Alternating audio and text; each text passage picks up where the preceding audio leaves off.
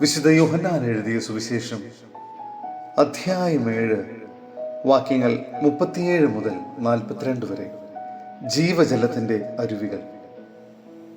തിരുനാളിന്റെ അവസാനത്തെ മഹാദിനത്തിൽ യേശു എഴുന്നേറ്റ് നിന്ന് ശബ്ദമുയർത്തി പറഞ്ഞു, ആർക്കെങ്കിലും ദാഹിക്കുന്നെങ്കിൽ അവൻ എൻ്റെ അടുക്കൽ വന്ന് കുടിക്കട്ടെ. എന്നിൽ വിശ്വസിക്കുന്നവന്റെ ഹൃദയത്തിൽ നിന്ന് വിശുദ്ധ ലിഖിതം പ്രസ്താവിക്കുന്നത് പോലെ ജീവജലത്തിന്റെ അരുവികൾ ഒഴുകും. അവൻ ഇത് പറഞ്ഞത് തന്നിൽ വിശ്വസിക്കുന്നവർ സ്വീകരിക്കാനിരിക്കുന്ന ആത്മാവിനെ പറ്റിയാണ്. അതുവരെയും ആത്മാവ് നൽകപ്പെട്ടിട്ടില്ലായിരുന്നു.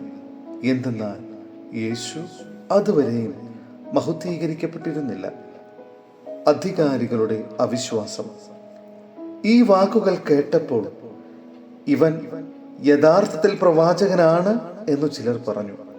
മറ്റു ചിലർ പറഞ്ഞു, ഇവൻ ക്രിസ്തുവാണ്.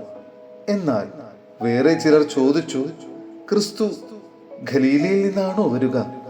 ക്രിസ്തു ദാവീദിന്റെ സന്താന പരമ്പരയിൽ നിന്നാണെന്നും ദാവീദിന്റെ ഗ്രാമമായ ബത്ലഹേമിൽ നിന്ന് അവൻ വരുമെന്നുമല്ലേ വിശുദ്ധ ലിഖിതം പറയുന്നത്?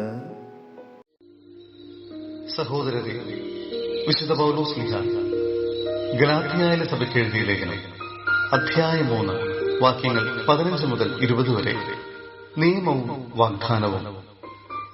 സഹോദരരെ, മനുഷ്യസാധാരണമായ ഒരു ഉദാഹരണം പറഞ്ഞാൽ, ഒരുവന്റെ ഉടമ്പടി ഒരിക്കൽ സ്ഥിരീകരിച്ചതിന് ശേഷം ആരും അത് അസാധുവാക്കുകയോ അതിൽ എന്തെങ്കിലും കൂട്ടിച്ചേർക്കുകയോ ചെയ്യാറില്ല. വാഗ്ദാനങ്ങൾ ലഭിച്ചത് അബ്രാഹത്തിനും അവന്റെ സന്തതിക്കുമായിട്ടാണ്. പലരെ ഉദ്ദേശിച്ച് സന്തതികൾക്ക് എന്ന് അതിൽ പറഞ്ഞിട്ടില്ല. പ്രത്യുത ഒരുവനെ ഉദ്ദേശിച്ച് നിന്റെ സന്തതിക്ക് എന്നാണ് പറഞ്ഞിരിക്കുന്നത്. അത് ക്രിസ്തുവിനെ ഉദ്ദേശിച്ചാണ്.